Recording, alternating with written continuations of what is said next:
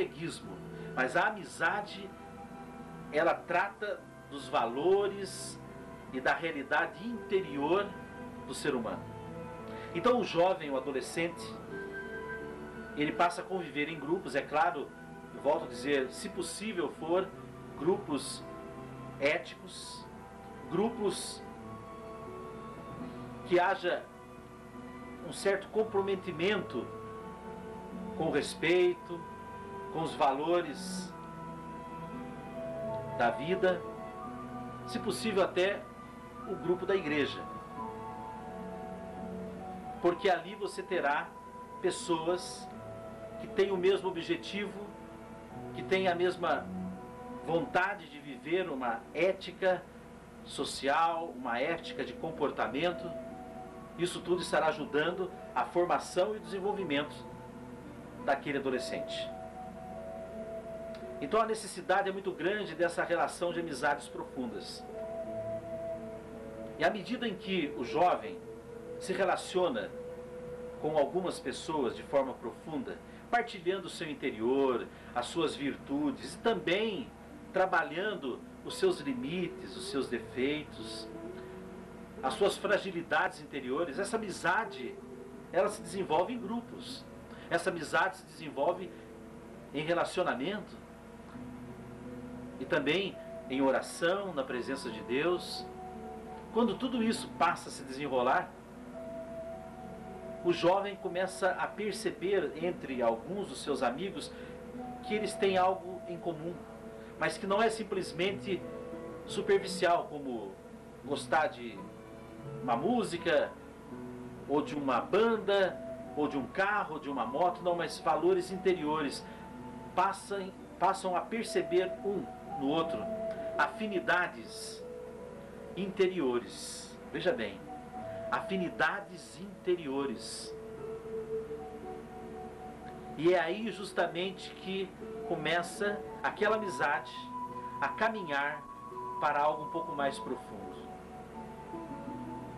Então a escolha do namoro, ela se desenvolve assim, num círculo de amizades profundas, aonde o interior, por ser partilhado, passa a ser apresentado, e a ligação entre um jovem e uma jovem começa a acontecer. E aí sim, começa o namoro.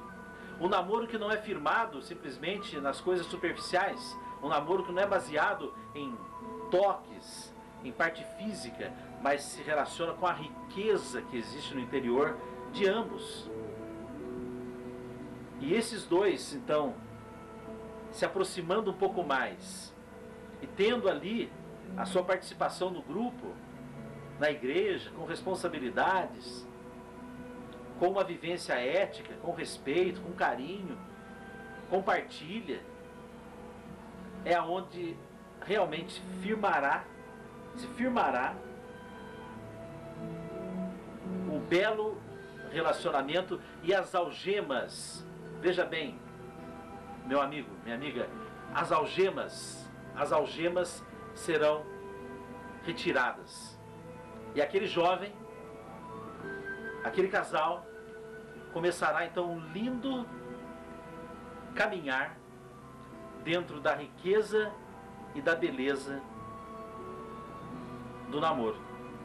Porque nós trazemos, e é bom que nós saibamos disso, nós trazemos virtudes grandiosas no nosso interior que muitas vezes não são conhecidas por nós. Por quê? Porque nós, irmãos, quando viemos para esse mundo, já viemos defasados na nossa natureza. Por quê? Porque houve no princípio um acidente. O ser humano se revoltou contra os mandamentos de Deus, quebrou o elo de ligação com Deus. E esse desligamento da fidelidade a Deus, com o erro do homem no princípio, no início da criação, isso causou regressões na nossa natureza humana. Então nós já viemos para esse mundo com limites. Nós que fomos criados à imagem e semelhança de Deus, perdemos fortes características disso em nós. gerando em nós, então, limites, fragilidades. Então, a importância do relacionamento interior é de muita valia. Isso é importantíssimo. E por isso que nós precisamos começar a explorar esse lado, não o lado vulgar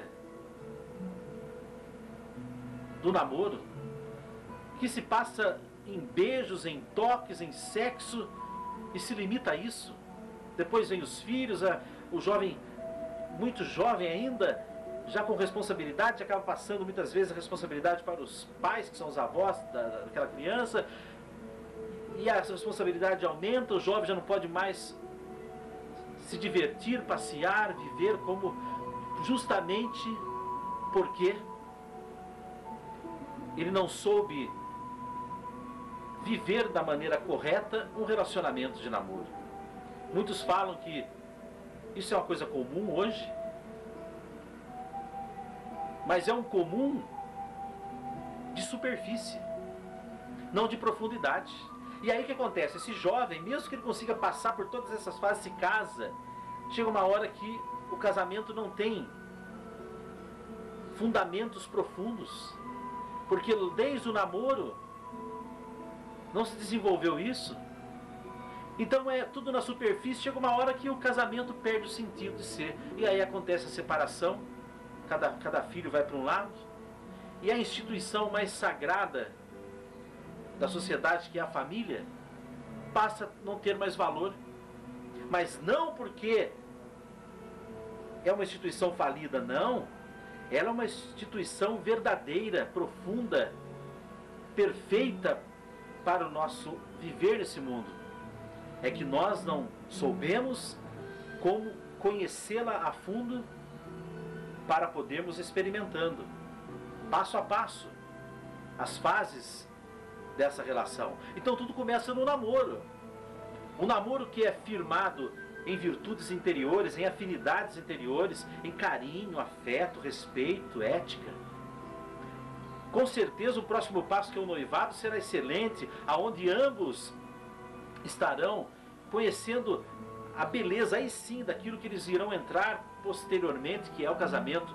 Estarão lendo, tendo informações da beleza que é a relação entre um homem e uma mulher, de sexo, de sexualidade, que não é físico, que não é vulgar, mas que é bela, que é profunda. Os dois se tornam uma só carne. O que seria isso? Um penetra dentro da essência do outro. Veja bem, são dois adolescentes que descobriram afinidade entre eles e começaram a namorar, a se conhecer, desenvolveram as virtudes do interior de ambos, equilibraram as deficiências e os limites do interior, aprenderam a se relacionar de uma forma profunda, respeitosa, carinhosa, afetuosa, partiram para o noivado, e no noivado tiveram uma busca juntos, não só da presença de Deus, mas também das informações, do que é a riqueza verdadeira da sexualidade, não é essa que nós vemos por aí. E aí eles partem para uma lua de mel, que tem o mel na lua, e não é só lua, porque as luas de mel, na verdade, hoje em dia não são luas de mel, elas são luas sem mel, porque o mel se perdeu.